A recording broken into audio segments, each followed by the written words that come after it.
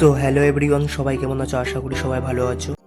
মঙ্গলবার 23 তারিখ 23/9/2025 1 থেকে 4 বাজের মধ্যে আমরা কি পাস পেয়েছি চলো এক নজরে একবার দেখে নিই।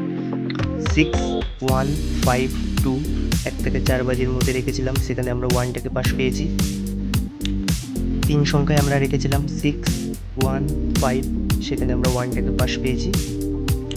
2 সংখ্যায় আমরা রেখেছিলাম 61, সেখানে 1টাকে পাস পেয়েছি।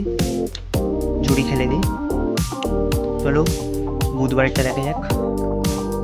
বুধবার 24/9/2025 1 থেকে 4 বাজের মধ্যে আমরা রেখেছি 7019, নিচে পাত্তি আছে। 3 সংখ্যায় আমরা রেখেছি 701, 7-এর পাত্তি 167, 0-এর পাত্তি 370, 1-এর পাত্তি 579।